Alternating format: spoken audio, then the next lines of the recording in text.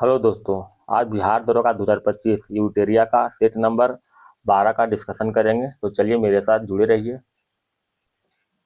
Question number 1 को देखते हैं। सम्राट अशोक ने अपने राज्य अभिषेक के कौन से वर्ष में निगाली सागर स्तंभ की स्थापना किया था? ऑप्शन नंबर बी 14वें वर्ष। सम्राट अशोक का राज्याभिषेक कब हुआ था? 269 बीसी में इसका राज्याभिषेक हुआ था। सम्राट अशोक ने बौद्ध धर्म की शिक्षा किससे लिया था? उपगुप्त से लिया था। पुराणों में अशोक को क्या कहते हैं? तो अशोक को जो है अशोक वर्धन कहते हैं। अशोक वर्धन कहते हैं पुराणों में। बिंदुसार का उत्तराधिकारी कौन था? अशोक था बिंदुसार का उत्तराधिकारी। अशोक राजगद्दी पर बैठते समय कहाँ के राज्यपाल था? तो वह जो है अवंती के राज्यपाल था। अवंती के राज्यपाल था। अशोक ने राज्याभिषेक के 8वें वर्ष बाद कलिंग पर आक्रमण किया था। कलिंग युद्ध किया था। कब किया था? 261 बीसी में वह कलिंग युद्ध किया था। अशोक का नाम अशोक किस अभिलेख में मिलता है? तो अशोक का नाम अशोक जो है मास्की एंड गुर्जरा शिलालेख मिलता है। गुर्जरा अभिलेख में जो है मिलता है। मास्की अभिलेख कहाँ है? तब मास्की अभिलेख जो है कर्नाटक में है। कर्नाटक में पड़ता है। गुर्जरा अभिलेख कहाँ है? यह मध्य प्रदेश में पड़ता है। क्वेश्चन नंबर 2 की ओर चलते हैं। इलिंगो द्वारा रचित शिल्पाधिकारम में निम्न में से किसके प्रेम कहानी का उल्लेख नहीं किया गया है? तो किसका है? ऑप्शन नंबर 1 तोलकापियर का प्रेम कहानी का उल्लेख नहीं किया गया। माधवी का, कनगी का और कोबलन का इसका उल्लेख किया गया है। शिल्पाधिकारम का लेखक कौन है? इसका लेखक जो है इलिंगो है। कौन सा है? इलिंगो जो है शिल्पाधिकारम के लेखक है। तोलकापियर का शाब्दिक अर्थ क्या होता है? पायल का गीत। क्या होता है? पायल का गीत जो होता है तोलकापियर का सही अर्थ होता है। क्वेश्चन नंबर 3 की ओर चलते हैं। तुर्कान के एक चिहलगानी का विनाश निम्न में से किसके द्वारा किया गया था? ऑप्शन ए बलबन के द्वारा किया गया था। बलबन का वास्तविक नाम क्या था? बलबन का वास्तविक नाम जो बहाउद्दीन था। बहाउद्दीन। बलबन किसका गुलाम था? तो यह जो है इल्तुतमिश के गुलाम था। इल्तुतमिश का, याद रखिएगा, इल्तुतमिश के गुलाम था। सीरी नामक नगर की स्थापना बलबन ने किया था। सिजदा और पैबीस प्रथा का शुरुआत किसने किया था? बलबन ने। फारसी रीति रिवाज पर आधारित नवरोज उत्सव का प्रारंभ किसने किया था? बलबन ने किया था। बलबन को उलुंग खां की उपाधि किसने दिया था? तो नसीरुद्दीन मोहम्मद के द्वारा जो है बलबन को इलिंग खां की उपाधि दिया गया था, उलुंग खां की। क्वेश्चन नंबर 4 की ओर चलते हैं। 4 में देखिएगा। अकबर द्वारा जीते गए प्रदेशों का कौन सा मेल सुलेमित नहीं है? अकबर जो है कलिंजर को जीत गया था 1569 में, बिल्कुल सही है। कश्मीर को 1586 में, सिंध को 1551 में जीत गया था। कंधार को 1594 दिया हुआ। कंधार का जो है 1595 में जीता था। अकबर द्वारा कुछ जीते गए और युद्ध देख लेते हैं। चुनार का युद्ध कब हुआ था? चुनार का जो युद्ध हुआ था 1562 में हुआ था। ठीक है। मेड़ता का युद्ध, एक है मेड़ता का युद्ध, ये भी जो है 1562 में हुआ था। एक है आसिरगढ़ का युद्ध। आसिरगढ़ का युद्ध जो हुआ था 1601 में, यह जो है अकबर का अंतिम युद्ध था। अकबर का अंतिम युद्ध था आसिरगढ़ का, याद रखिएगा। Question number 5। बाजीराव प्रथम की मृत्यु के बाद मराठों का पेशवा किसे बनाया गया? तो मराठों का पेशवा जो है बालाजी बाजीराव को बनाया गया था। बालाजी बाजीराव को। बाजीराव प्रथम का संबंध किस महिला से था? तो मस्तानी नामक महिला से। मस्तानी नामक महिला से। इन बाजीराव प्रथम की मृत्यु कब हुआ था? 1740 में इसका मृत्यु हो गया था। 1740 में। दिल्ली पर आक्रमण करने वाला प्रथम पेशवा कौन था? बाजीराव प्रथम था। संगोला की संधि कब हुआ था? संगोला की संधि कब हुआ था? 1750 में हुआ था। किसके बीच हुआ था? बालाजी बाजीराव और राजा राम द्वितीय के बीच हुआ था संगोला की संधि। बहुत इंपॉर्टेंट क्वेश्चन है, याद रखिएगा। क्वेश्चन नंबर 6 की ओर चलते हैं। 6 में देखिएगा। मुस्लिम शिक्षा के विकास के लिए प्रथम मदरसा की स्थापना कहाँ किया गया था? प्रथम मदरसा की स्थापना जो है कोलकाता में किया गया था। कोलकाता में कब किया गया था? 1781 में किया गया था, वारेन हेस्टिंग्स के द्वारा। वारेन हेस्टिंग्स के द्वारा। ठीक है, याद रखिएगा। भारत का पहला समाचार पत्र कौन है? भारत का पहला समाचार पत्र कौन है? तो बंगाल गजट है। बंगाल गजट। बंगाल गजट जो है भारत का पहला समाचार पत्र है, जिसका प्रकाशन जो है 1780 में किसके द्वारा हुआ था? बंगाल गजट था। ठीक है।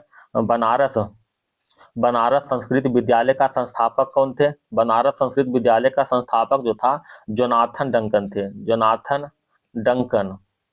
ठीक है, स्थापना कब हुआ था? 1791 में हुआ था, बनारस संस्कृत विद्यालय के।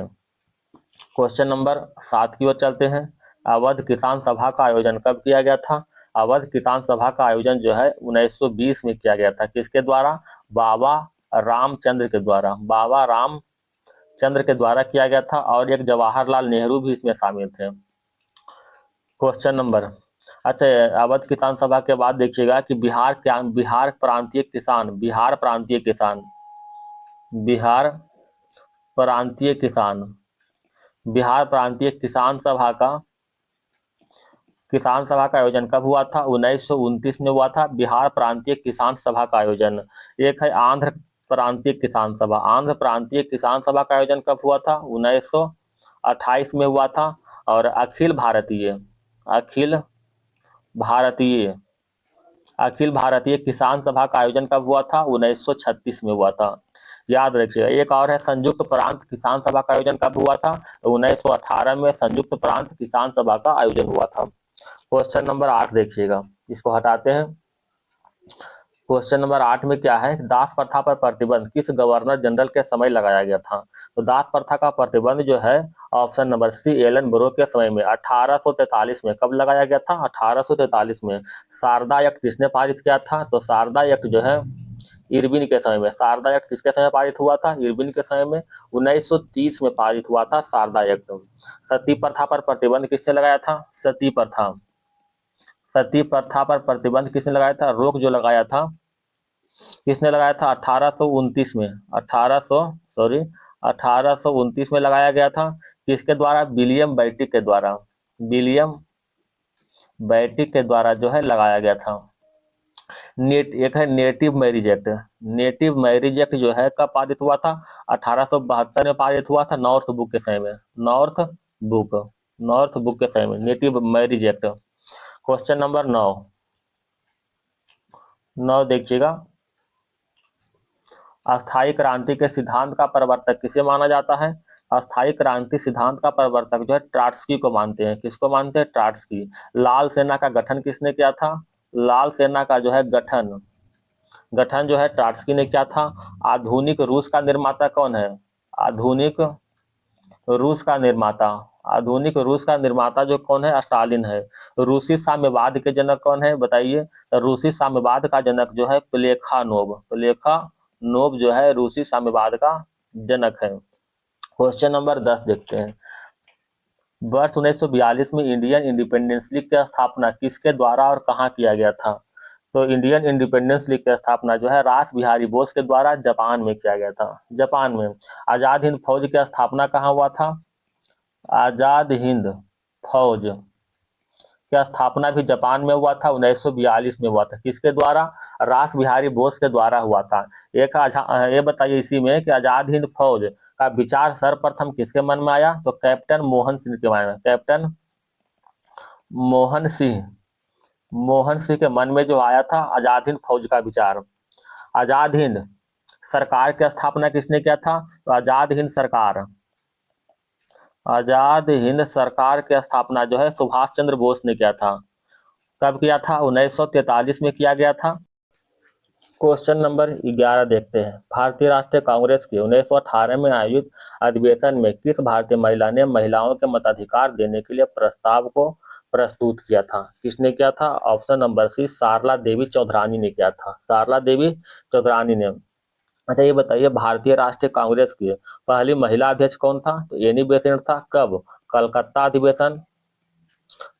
अधिवेशन 1917 में जो है रहा। ठीक है, एनी बेसेंट। अब भारतीय राष्ट्रीय कांग्रेस के पहली भारतीय महिला अध्यक्ष, ध्यान रखिएगा, भारतीय महिला अध्यक्ष कौन था? सरोजिनी नायडू थे।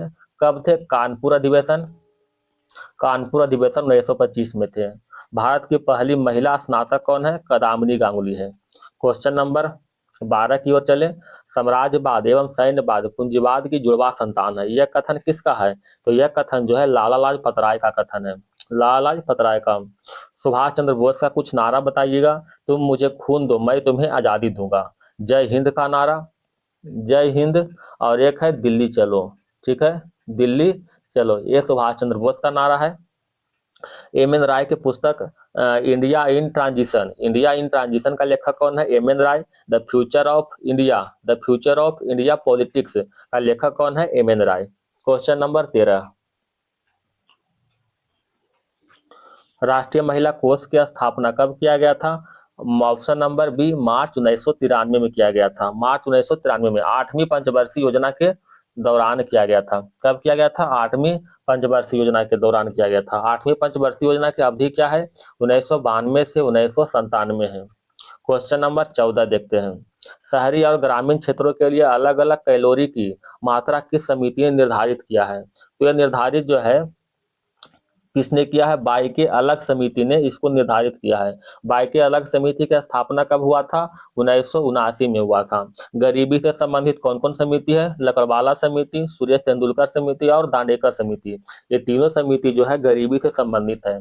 तेंदुलकर समिति का स्थापना कब हुआ था? 2005 में आया था ये। लकड़वाला समिति कब आया था? 1993 में आया था। ठीक है, याद रखिएगा। क्वेश्चन नंबर जो है 15, थोड़ा आगे बढ़ाते हैं।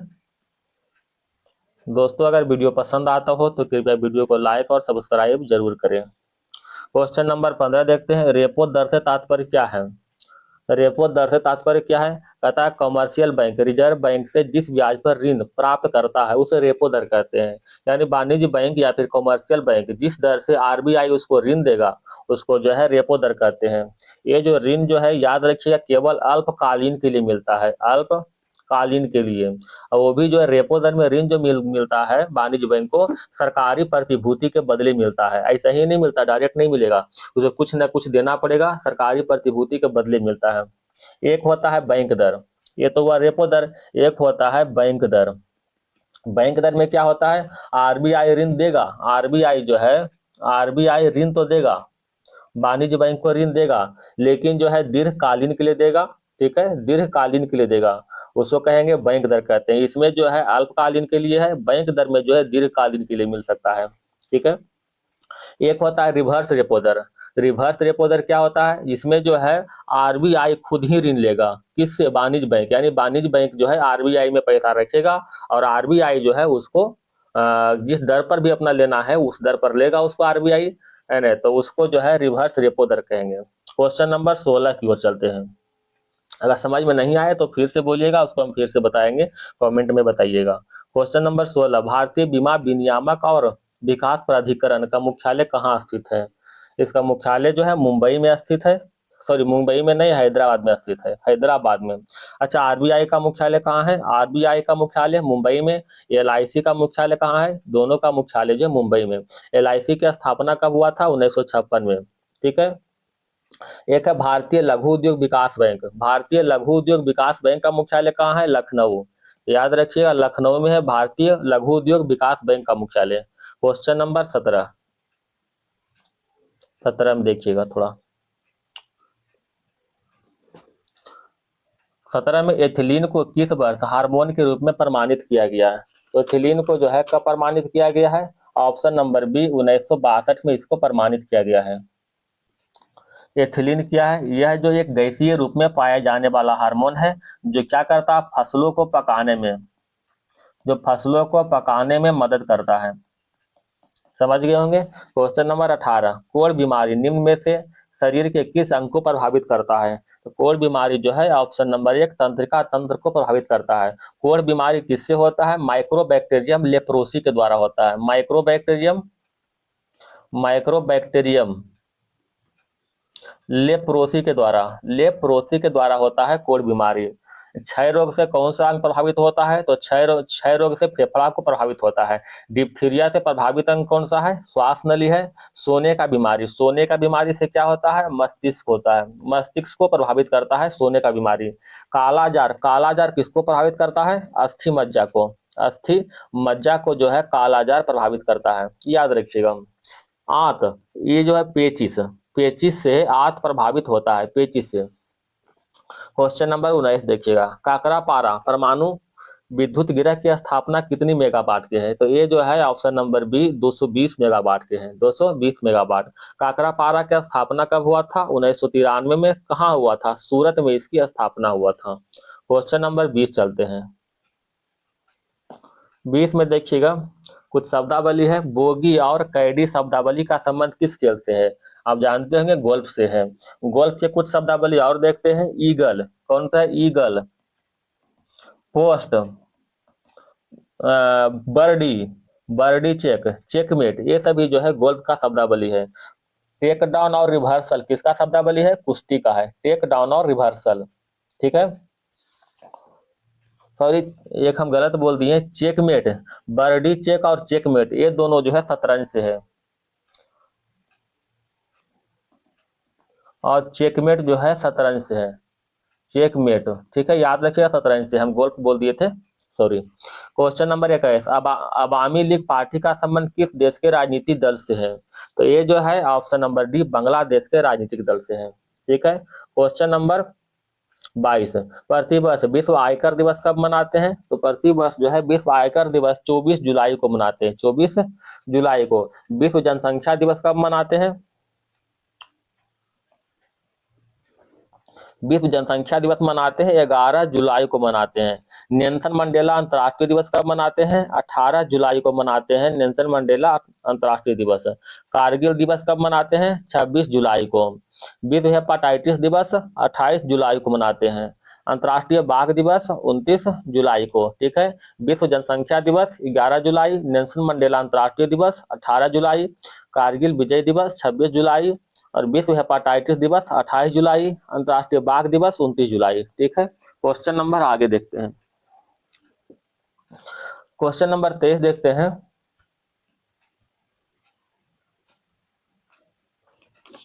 ऑक्सफोर्ड के ग्लोबल सिटीज इंडेक्स 2024 में विश्व का सर्वोत्तम शहर कौन सा है? तो विश्व का सर्वोत्तम शहर जो है ऑप्शन नंबर बी, न्यूयॉर्क है, न्यूयॉर्क। क्वेश्चन नंबर 24, संयुक्त राष्ट्र जलवायु परिवर्तन सम्मेलन 2024 कोप 29 का आयोजन कहाँ किया गया? तो कोप 29 का जो आयोजन है अजरबैजान में किया गया, अजरबैजान में।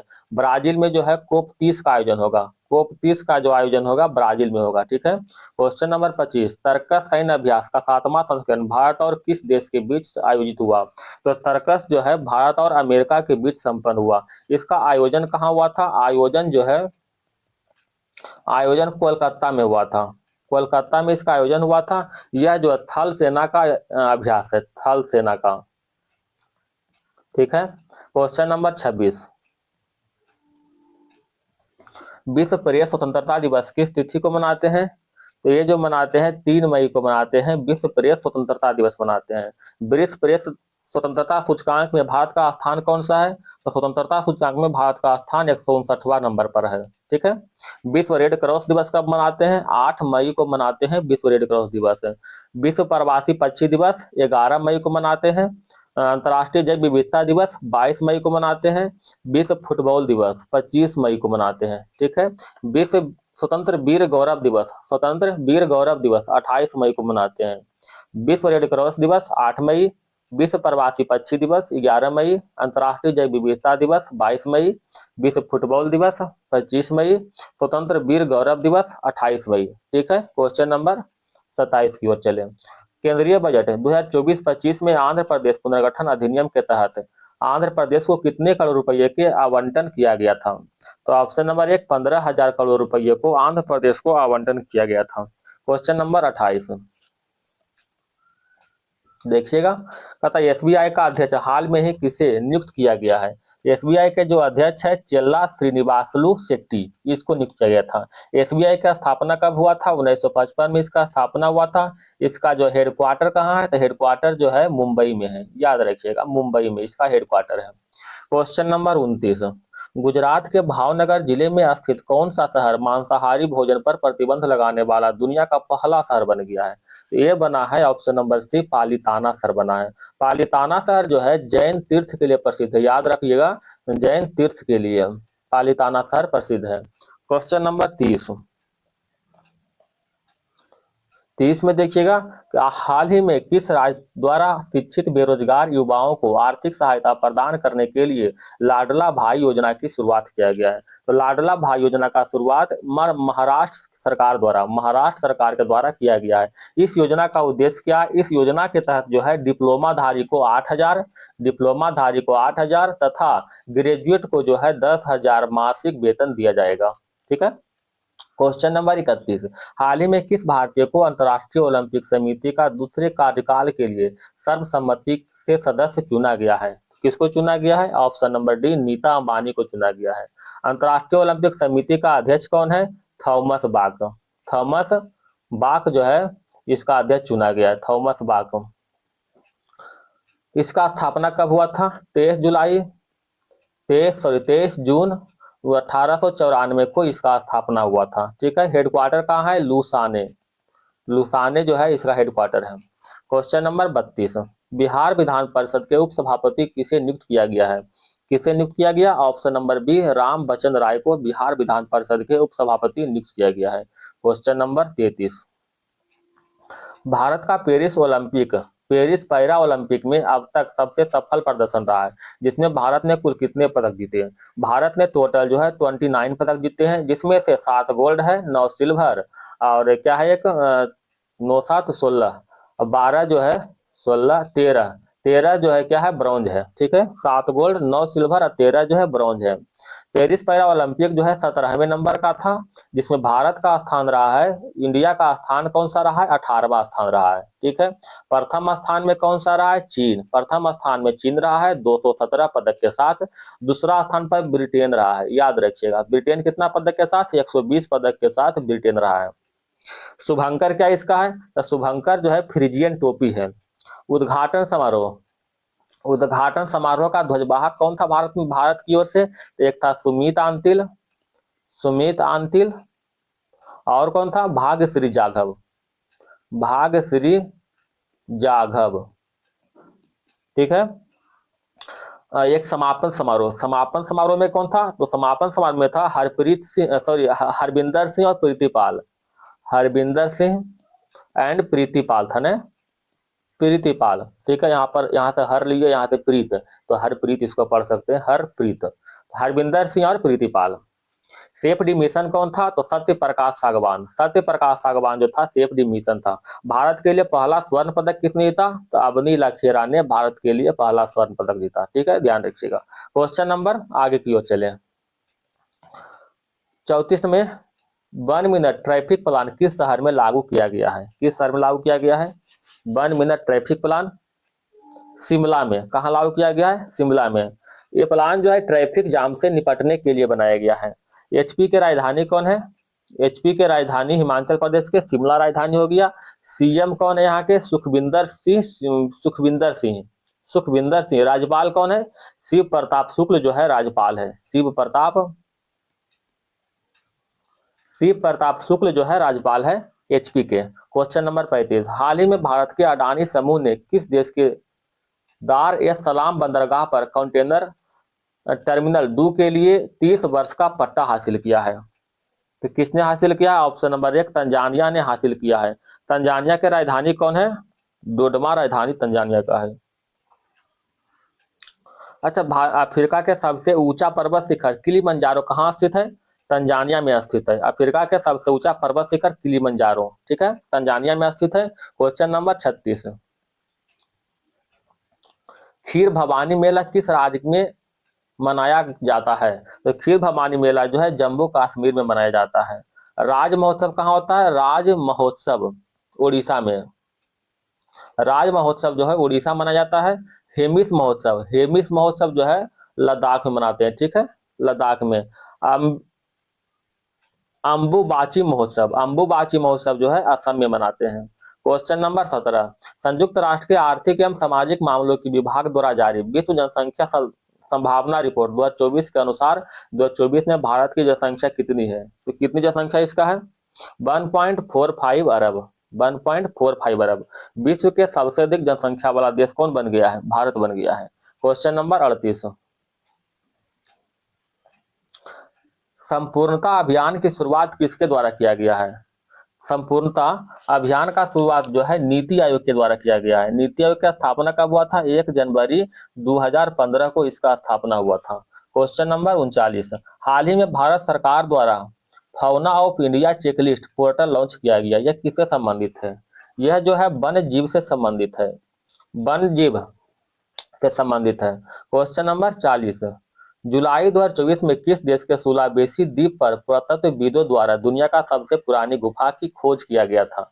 कहाँ खोज किया गया था? इंडोनेशिया में खोज किया गया था। क्वेश्चन नंबर 41, कोपा अमेरिका 2024 किस देश ने जीता है? किसने जीता? अर्जेंटीना ने जीता है, अर्जेंटीना ने। ये कोपा अमेरिका जो है अर्जेंटीना और कोलंबिया के बीच हुआ था, जिसमें कोलंबिया उप विजेता रहा। ठीक है। अर्जेंटीना की राजधानी कौन है? Buenos Aires. ब्यूनस आयर्स जो है इसकी राजधानी है। कोपा अमेरिका का आयोजन कहाँ हुआ था? आयोजन जो है अमेरिका में हुआ था। क्वेश्चन नंबर 42, विश्व शिक्षा सम्मेलन 2024 का आयोजन कहाँ किया गया? ऑप्शन नंबर डी, दुबई में किया गया। यूएई, यूएई का कैपिटल कौन है? दुबई है। यूएई का मुद्रा कौन सा है? दिरहम है, दिरहम। Question number 43, choose the word opposite in meaning to given word rejected. ठीक है, अपोजिट वर्ड को चुनना है। रिजेक्ट मतलब अस्वीकार होता है, एक्सेप्ट मतलब स्वीकार होता है, एग्री मतलब सहमति। ठीक है, तो option number D. Question number 44 देखिएगा, कथा अनेक शब्दों का एक शब्द। ठीक है, one word substitution. A person who believes in the total evolution of बार, इसे क्या कहते हैं? इसको कहते हैं पेसिफिस्ट, पेसिफिस्ट कहते हैं। एक है फेसियास्ट, इसका अर्थ क्या होता है? तानाशाही। सोशलिस्ट, सोशलिस्ट मतलब समाजवादी। क्वेश्चन नंबर 45, बियरी शब्द का एंटोनिम बताना है। तो बियरी शब्द मतलब क्या होता है? बियरी मतलब होता है थका हुआ। ठीक है। जोली, जोली मतलब क्या होता है? प्रसन्न। प्रसन्न जो होता है जॉली मतलब टायर्ड मतलब थका हुआ। हेस्ट, हेस्ट मतलब जल्दीबाजी होता है। और वास्ट मतलब बेकार होता है। क्वेश्चन नंबर 46, कथा एक्टिव वॉइस में चेंज करने के लिए कह रहा है। History was taut by her, ये पैसिव वॉइस में है। ठीक है, तो सी टाउट हिस्ट्री, याद रखिएगा, ही सी टाउट हिस्ट्री। क्वेश्चन नंबर 47, आंखों देखा गदर की रचना की विद्या क्या है? तो क्या विद्या है? ऑप्शन नंबर बी, संस्मरण, संस्मरण। क्वेश्चन नंबर 48, तुम्हारा विश्वास मैं नहीं करूंगा तो कौन करेगा? इस वाक्य में सर्वनाम पदों की कुल संख्या कितनी है? तो सर्वनाम पदों की कुल संख्या कितना है? 3 है। कौन कौन है? एक तुम्हारा है, एक मैं हो गया और एक कौन हो गया। ठीक है, 3 को है। क्वेश्चन नंबर 49, दोस्तों अगर वीडियो पसंद आए तो कृपया वीडियो को लाइक और सब्सक्राइब जरूर करें। क्वेश्चन नंबर 49 देखिएगा, निम्न में किस समूह के सभी शब्द कमल का पर्यायवाची है?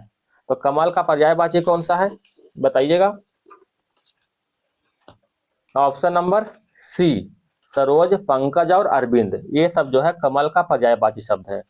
कहता है निम्नलिखित में कौन सकर्मक क्रिया का प्रयोग हुआ है? तो सकर्मक क्रिया जो है ऑप्शन नंबर सी, शिशु सो रहा है। ठीक है, सोने का काम कौन कर रहा है? शिशु कर रहा है। अतः तो यहाँ पे गलत बोल दिए। निम्नलिखित में किसमें अकर्मक क्रिया का प्रयोग हुआ? हम सकर्मक शायद बोल दिए थे, अकर्मक क्रिया का था ऑप्शन नंबर सी, शिशु सो रहा है। ठीक है, आज इतना ही तक। पार्ट 1 है, पार्ट टू जो है आज शाम तक या फिर जो है कल तक आप लोग को पार्ट 2 इसका मिल जाएगा। आज शाम या फिर कल तक पार्ट 2 मिल जाएगा, उसको भी आप लोग देख लीजिएगा। और जो भी टेलीग्राम से नहीं जुड़े हैं तो कृपया टेलीग्राम से जुड़े। ठीक है, इसका लिंक डिस्क्रिप्शन बॉक्स में दिया होगा। और भी बहुत सारा सेट दरवा का मेरे चैनल पर लगाया हुआ है, कृपया उसको भी देखें। धन्यवाद दोस्तों।